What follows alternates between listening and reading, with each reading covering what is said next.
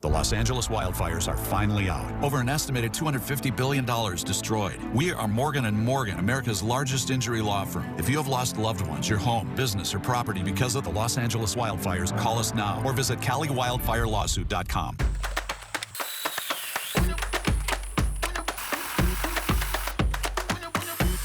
Do it all with Steel Battery.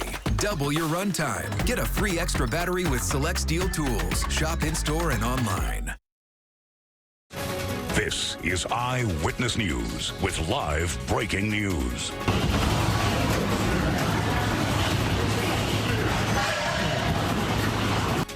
Breaking news now at 5 a.m. New video from Bangkok, Thailand, where water from rooftop pools could be seen pouring onto streets following a powerful 7.7 earthquake overnight. That quake also struck the neighboring country of Myanmar. It hit about 1:30 p.m. local time and was followed by a 6.4 magnitude aftershock. At least 3 people have been killed. 50 others have been injured after a skyscraper that was under construction collapsed. 90 people are missing at that construction site, and 20 workers are trapped in an elevator shaft. And to put this 7.7 quake in perspective, the energy from the jolt is equivalent to 1 billion pounds of explosives. The USGS says there are about 18 of these quakes annually worldwide. Officials say today's quake was considered 10 times more powerful than the 7.0 earthquake that hit Haiti in 2010. And this is a live look right now from Thailand. As you can see, the images are just very difficult to see. This affecting so many people right now. And we'll continue to follow this story here on Eyewitness News and bring you the latest details as they become available. And more breaking news here at home. Police investigating after a rollover crash left a person dead in Westchester.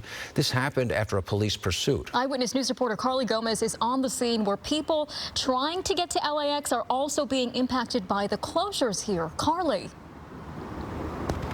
Good morning, John, Irene. Yeah, we're still here on scene, and you can see behind me SOAR investigators. They've been here for hours. It happened just after 1:30. You can see in the distance an SUV into a pole. It's nearly cut in half. There was another vehicle also involved that was rolled over, and then a third vehicle that just happened to kind of crash around the scene as well.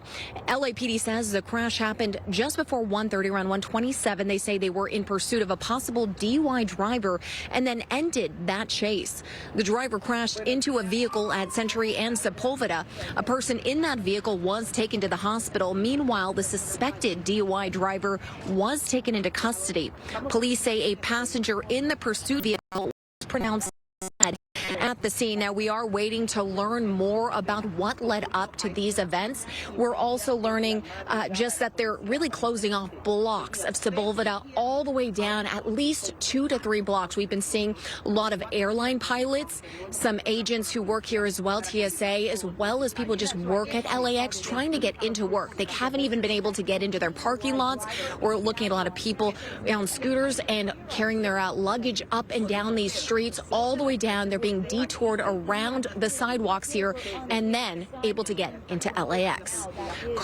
Live here in Westchester, Carly Gomez, ABC 7 Eyewitness News. Yeah, that's going to be a headache for several hours, I would imagine. Okay, Carly, thanks. We'll check back. It's 5:02 now. I'm John Gregory with Irene Cruz. Rachel Brown's off. We turn now to the weather. We have another cloudy start and a chance for drizzle. We have meteorologist Leslie Lopez tracking it all. Yeah, you said it. We do have a chance of drizzle all the way through this weekend and then off into next work week. So we're just seeing this very active pattern of cloud coverage for us over the next several days. But I think if you're going to talk about 2 of the at least more promising days for sunshine, it would be today and then Saturday. Beyond that, I think Sunday on into next week, it's going to be a really cloudy couple of days. This is what it looks like right now if you're heading out the door over into areas of Long Beach, 57, Santa Monica about 55, heading into Burbank, those temperatures are around 54, and then looking into Riverside, 55 degrees. That cloud layer really helps keep us insulated, so we're not really dipping down to the 40s overnight, and we're on our way to the 60s, especially as we're heading into the afternoon. So at 4 o'clock, 64 degrees. Heading out towards Orange County, we're going to see about 63. It's a mild one. If you get more sunshine this afternoon, I would add in a few more degrees to that forecast, and some of our models are competing.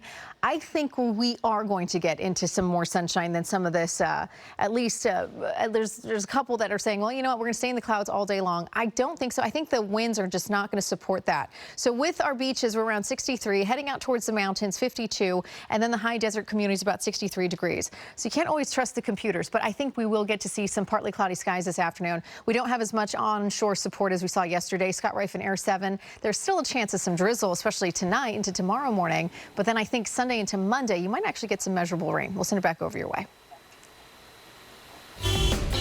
All right, Leslie, good morning. Good morning, everyone. Yeah, no drizzle here at Van Nuys Airport. We had a lot of it on Monday, but we haven't seen it here yet if it's going to come. But it doesn't look like it's going to affect your drive. We had no big accidents out there. It's been Friday light. We'll go to a new problem that popped up in Fontana. We'll show you on the map, and I don't think it's going to be a huge deal, but you do get some volume as you travel the San Bernardino Freeway in that area. It's going to be on the 10 West, and it's a transition road to the I-15 southbound. Caltrans work until 6. Now, close to that 6 o'clock hour, that can start to affect that westbound 10 as you head towards the I-15, but Caltrans usually pretty good about wrapping things up on time. So just keep that in mind. There'll be activity there, 10 westbound at the I-15 till about 6 o'clock. John? All right, Scott, thanks. We have new details on a homeless encampment we told you about earlier this week. The camp in the City of Industry. It's clear this morning after 40 people were found trespassing at a RV storage lot. Yesterday, Air 7 was overhead during the cleanup at the intersection of Gale and Azusa. An estimated 50 RVs on the lot were broken into. Homeless people were using them as housing. Bulldozers had to be brought in to clean up some of the area where trash and debris were left. Sheriff's deputies assisted crews there. Authorities say formal evictions will take effect in a few days for any trespassers who do come back. Today, Malibu city officials and local businesses are holding an event to reassure and remind the public that businesses are open following the wildfires and recent storm damage. They're set to meet this afternoon at the Malibu Pier. Many businesses have been hit hard because of the closure of PCH, and they want customers to know that Malibu is open for business. Those trying to reach Malibu can use alternate routes such as Las Virgenes Road or Canaan Road off the 101 freeway. We're finally seeing Mayor Karen Bass's deleted texts more than 2 months after the Palisades wildfire broke out. It's part of our deeper dive into public records to see how elected leaders responded to the disaster. While in Ghana, the mayor was alerted to the fast-spreading fire and potential evacuations in the city. Hours later, Congressman Adam Schiff reached out offering help. Earlier this month, Bass had explained that her phone's auto-delete feature erased the texts after 30 days. We submitted many requests to get access to the texts, and yesterday we received some of them. Mayor Bass says she's pleased they are now public. I am glad that they're now out there, and I hope that people can see exactly what I was doing.